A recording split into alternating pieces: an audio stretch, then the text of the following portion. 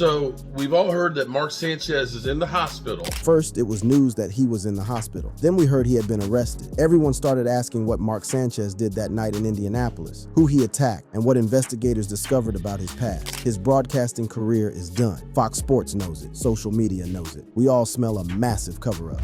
The shocking incident that changed everything. What happens when a night out in Indianapolis turns into a career-ending nightmare? Former NFL quarterback and current Fox Sports analyst Mark Sanchez found himself at the center of one of the most shocking incidents in recent sports broadcasting history. And folks, this isn't just another celebrity getting into trouble. This is a story that has layers upon layers of complexity, raising questions about entitlement, self-defense, and the devastating consequences of a single night's decisions. Let me take you back to the early morning hours of Saturday, October 4th, 2025. The city of Indianapolis was buzzing with anticipation. The Colts were set to face off against the Las Vegas Raiders the next day, and Mark Sanchez, the 38-year-old former Jets quarterback turned Fox Sports broadcaster, was in town to call the game. Everything seemed routine. Everything seemed normal. But what transpired in those dark hours would send shockwaves through the sports world and potentially end Sanchez's broadcasting career before it ever truly took flight. At approximately 12:30 a.m., Mark Sanchez was involved in an altercation outside a bar in downtown Indianapolis. Now, when I say altercation, I'm talking about a violent confrontation that would leave Sanchez hospitalized with stab wounds and facing criminal charges. But here's where the story gets truly complicated, truly messy, and reveals something deeply troubling about what really happened that night. According to police reports and eyewitness accounts, Sanchez allegedly assaulted a 69-year-old DoorDash delivery driver during a dispute over a parking spot. Let that sink in for a moment. A 69-year-old man working the graveyard shift trying to make ends meet by delivering food to people in the middle of the night found himself in a confrontation with a millionaire former NFL quarterback. The optics alone are devastating, but the details that emerge paint an even more disturbing picture of what transpired. According to Indianapolis Metropolitan Police Department, just after 12:30 a.m., officers responded to the 300 block of Washington Street on the report of a person shot. When police arrived, they found one person stabbed and another injured. The incident allegedly unfolded near Low Miller's Pub and Eatery, where witnesses reported seeing a heated exchange between Sanchez and the delivery driver. But this wasn't just a verbal argument that got out of hand. According to sources who spoke with local Indianapolis media, Sanchez reportedly attempted to enter the driver's vehicle unlawfully, escalating what might have been a simple parking dispute into something far more serious, far more criminal. Now imagine being that DoorDash driver for a moment. You're 69 years old, you're working a job that pays barely enough to survive, and suddenly you've got a former professional athlete, someone who spent a decade in the NFL, someone who's physically imposing and clearly intoxicated, trying to force his way into your vehicle. What do? How do you protect yourself? According to the source, the stabbing took place near Low Miller's Pub and Eatery. Sanchez was allegedly stabbed in the chest, taken to hospital for surgery, and the individual listed in being in critical condition by police sources said. The second individual also reported had significant injuries and claimed Sanchez was the aggressor in the incident and that he was merely defending himself with a knife.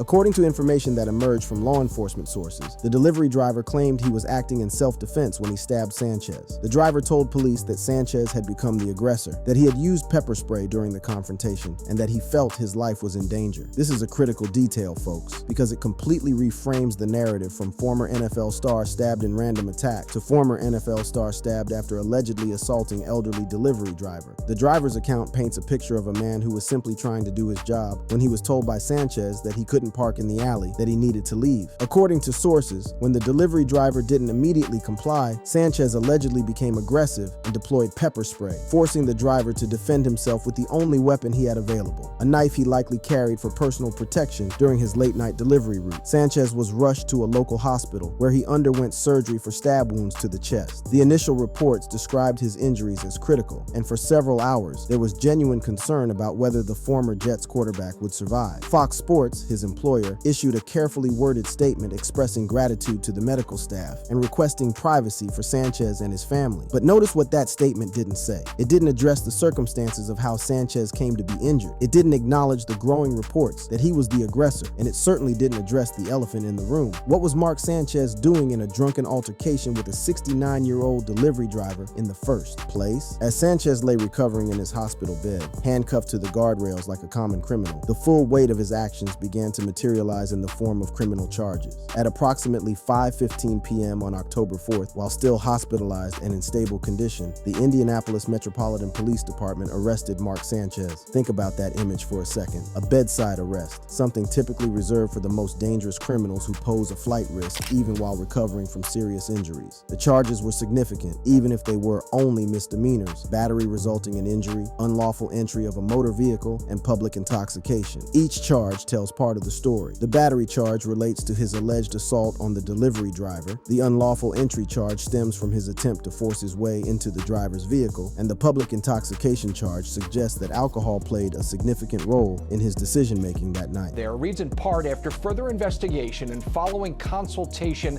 with the Marion County Prosecutor's Office, the Indianapolis Metro Police Department arrested 38-year-old Mark Sanchez for his alleged role in this incident. Sanchez was arrested at the hospital for battery with injury, unlawful entry of a motor vehicle, and public intoxication.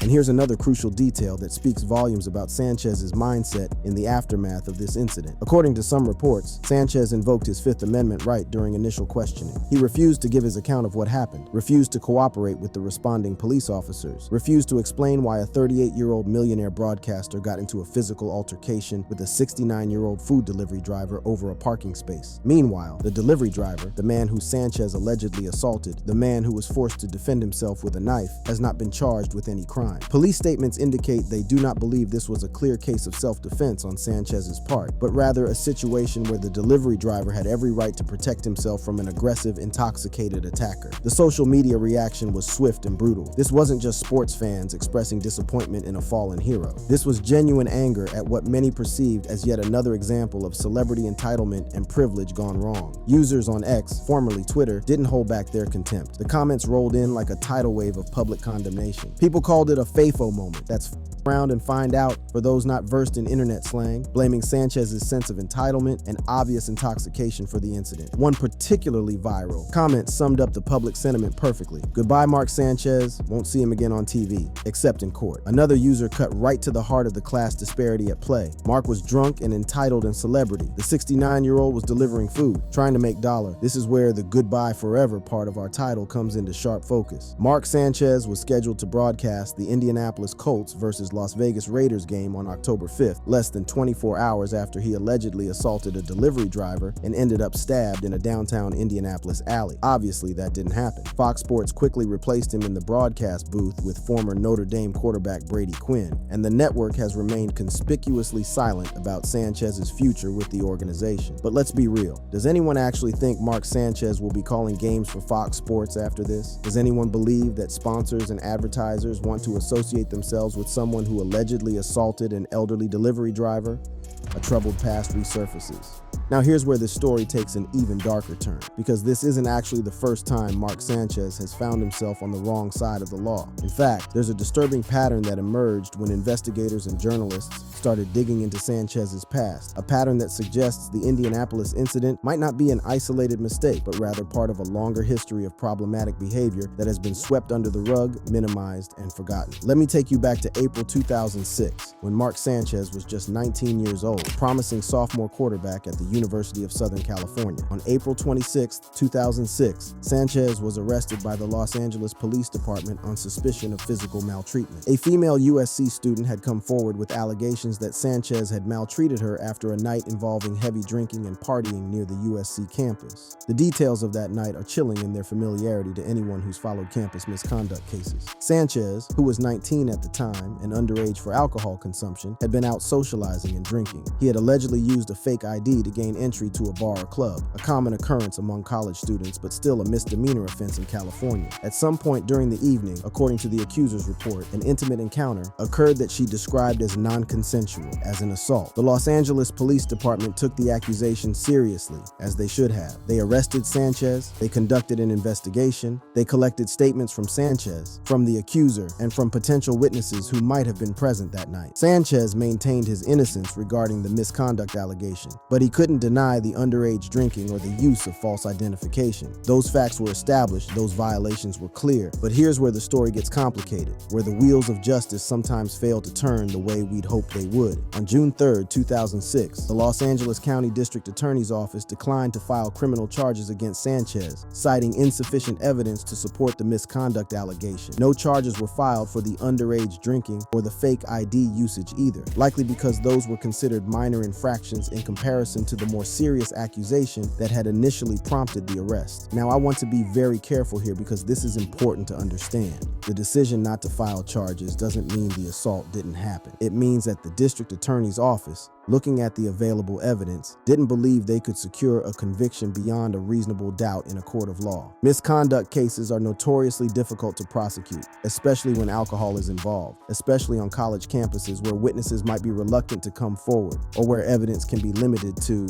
he said, she said testimony. The accuser's perspective, her truth, her experience of that night, that's not detailed in the available public records. We don't know what she went through. We don't know how the decision not to prosecute affected her, and we'll likely never know because victims of misconduct are often silenced by a system that demands proof beyond the trauma they've experienced. What we do know is that USC took the matter seriously, at least to a degree. Head coach Pete Carroll and the football program conducted an internal review, and Sanchez was temporarily suspended from team activities in spring 2006 for violating team rules related to underage drinking and using a fake ID. But notice what that suspension was for. Not for the misconduct allegations, but for the drinking and the fake ID, the lesser offenses that were easier to prove and less controversial to punish. The suspension was brief, almost laughably so considering the gravity of the original accusation. Sanchez was reinstated for the 2006 season, where he continued as a backup quarterback behind starter John David Booty. And here's the thing that should make everyone uncomfortable. The incident didn't derail Sanchez's college career at all. He went on to become USC's starting quarterback in 2007 and 2008, leading the Trojans to a Rose Bowl victory in 2009 before being selected by the New York Jets with the 5th overall pick in the 2009 NFL Draft.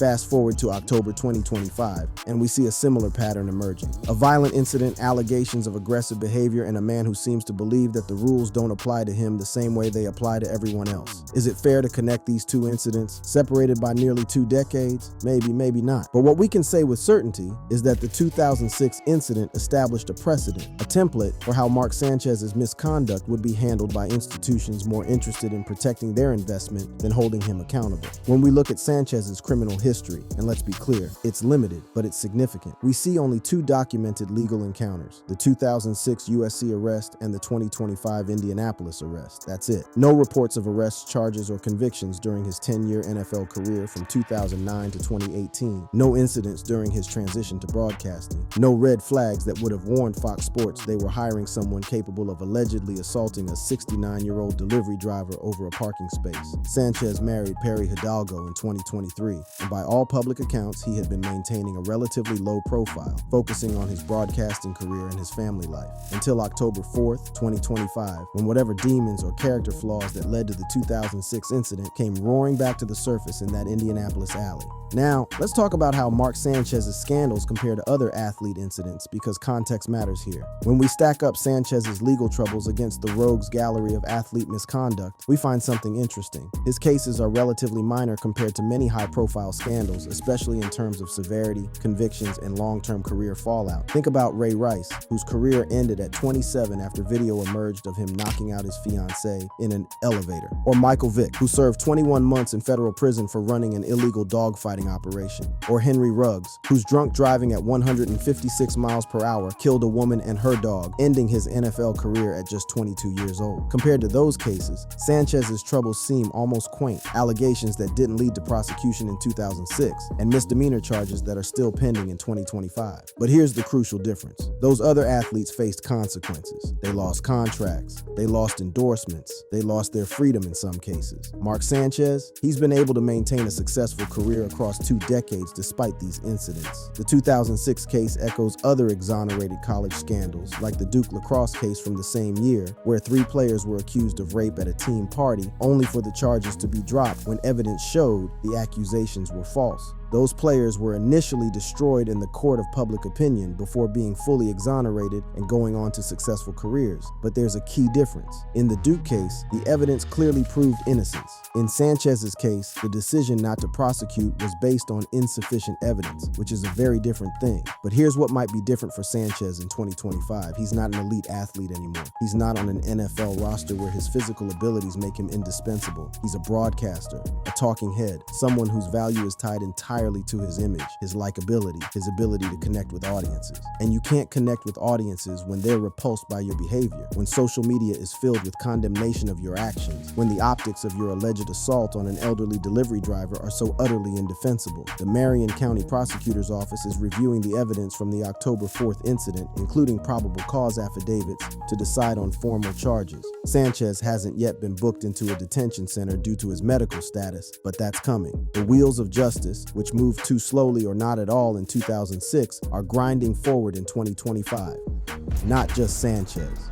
Mark Sanchez isn't alone in watching his career implode due to his own terrible decisions. The graveyard of athletic careers is filled with cautionary tales of men who had everything: fame, fortune, adoring fans, and lost it all because they couldn't control themselves, couldn't stay out of trouble, couldn't understand that their talent didn't make them untouchable. Let's examine the players who share Mark Sanchez's fate, the ones who provide the blueprint for what goodbye forever really looks like. First, let's talk about Ray Rice, because his story is perhaps the most analogous to what Sanchez is facing right now. In 2014, video footage emerged showing Rice knocking out his fiancée in an Atlantic City hotel elevator. Rice was 27 years old, one of the best running backs in the NFL, coming off multiple Pro Bowl selections with the Baltimore Ravens. He had a massive contract, endorsement deals, and a future that seemed limitless. The initial response from the NFL was laughable, a 2-game suspension that sparked outrage across the sports world. But when TMZ released the actual video footage showing Rice punching his fiancée unconscious and then dragging her limp body out of the elevator, everything changed. The Ravens terminated his contract immediately. The NFL changed its suspension to indefinite, and Ray Rice never played another down of professional football. Think about that for a moment. 27 years old, in his athletic prime, and his career was over. Not because of an injury, not because his skills declined, but because he committed an act of violence that was captured on camera and made public. The video evidence made it impossible for the NFL to minimize, impossible for teams to justify signing him, impossible for fans to rationalize supporting him. Now consider Mark Sanchez's situation. We don't have video of his altercation with the DoorDash driver, but we have something potentially just as damaging: detailed witness accounts, police reports, and the undeniable fact that a 69-year-old delivery driver had to stab him in self-defense. The optics are horrific, and in the social media age, optics are everything. Then there's Henry Ruggs III, whose story is even more tragic because it involves the death of an innocent person. Ruggs was driving 156 miles per hour with a blood alcohol content twice the legal limit when he crashed into another vehicle, killing 23-year-old Tina Tintor and her dog. The Las Vegas Raiders released him immediately. He was 22 years old, a first-round draft pick with incredible talent, and his NFL career lasted exactly 20 games. Ruggs pleaded guilty to felony DUI resulting in death and faces 3 to 10 years in prison. But beyond the legal consequences, beyond the incarceration, his career in professional football is over forever. No team will touch him, no sponsor will associate with him, no broadcast network will hire him when he's eventually released. He's a cautionary tale about how one night of catastrophically bad judgment can destroy not just your own life, but take an innocent person's life in the process. The parallel to Sanchez is clear. Both incidents involved alcohol, both involved violence, both demonstrate a complete disregard for the safety and well-being of others. The difference is that Sanchez's victim survived and was able to defend himself, but the public perception of entitled, intoxicated athletes hurting innocent people, that's remarkably similar. Michael Vick's case offers a slightly different trajectory, one that shows redemption is possible but comes at an enormous cost. Vick was convicted of federal felony charges for running an illegal dogfighting operation, served 21 months in prison, and lost approximately $142 million in earnings. The Atlanta Falcons terminated his contract. The NFL suspended him indefinitely, and it seemed like his career was over. But Vick did eventually return to the NFL with the Philadelphia Eagles in 2009, had several more productive seasons, and has since built a career in sports media. However, his legacy is forever tainted. When people mention Michael Vick, the dogfighting scandal is always part of the conversation. discipline, always. He served his time, he expressed remorse, he worked with animal rights organizations, and still, that stain never completely washes away. Could Mark Sanchez follow a similar path? Perhaps, but consider the differences. Vic was 27 when arrested and still had elite athletic ability that made teams willing to take a chance on him despite the controversy. Sanchez is 38, retired from playing, and his only value is as a broadcaster, a role that depends entirely on public image and likability. The calculus is completely different. Plaxico Burress offers another instructive example. The former New York Giants wide receiver accidentally shot himself in the thigh at a Manhattan nightclub in 2008 while carrying an unlicensed loaded firearm. He was convicted of criminal possession of a weapon and served 20 months in prison. The Giants terminated his contract, and while he did eventually return to the NFL briefly, his career never recovered. He was out of football by 2012, a cautionary tale about weapons, nightlife, and the consequences of illegal activity. What connects all these stories? Rice, Ruggs, Vic, Burress, and now potentially Sanchez is the element of self-destruction. These weren't injuries suffered on the field. They weren't business decisions gone wrong. They weren't victims of circumstances beyond their control. They made choices, terrible choices, that destroyed their careers and devastated other people's lives. But let's also talk about the athletes who survived scandals similar to what Sanchez faced in 2006, because understanding how they escaped consequences helps explain how Sanchez got to 2025 without serious accountability.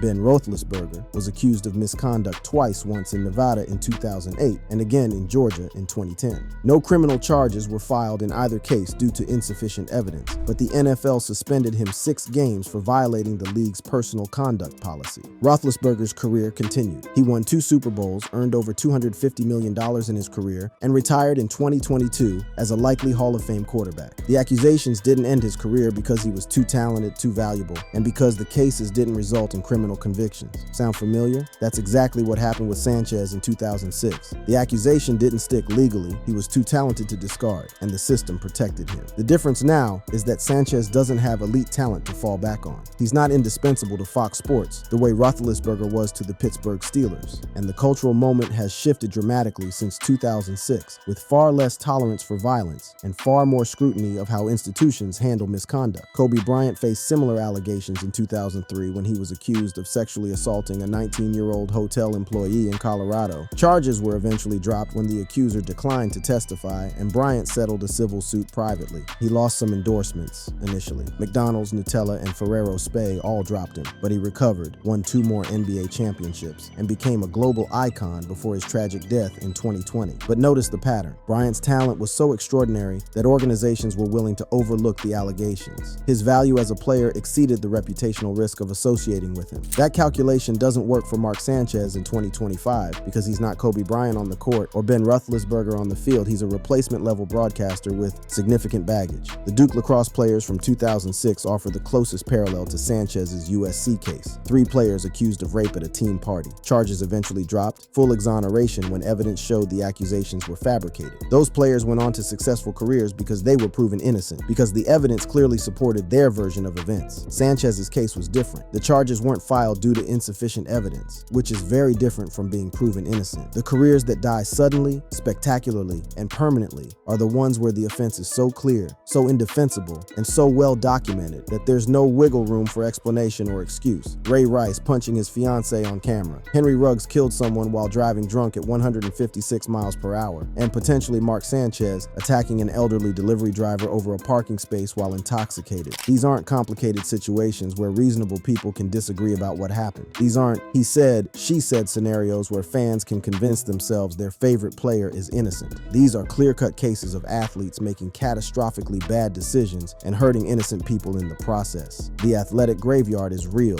and it's filled with players who thought they were untouchable, who believed their talent or fame exempted them from consequences, who learned too late that there are some lines you can't cross without losing everything. Mark Sanchez is about to join that graveyard, and his story will serve as another warning that nobody should need, but apparently many athletes still do. Thanks for watching. Check out other cards on the screen.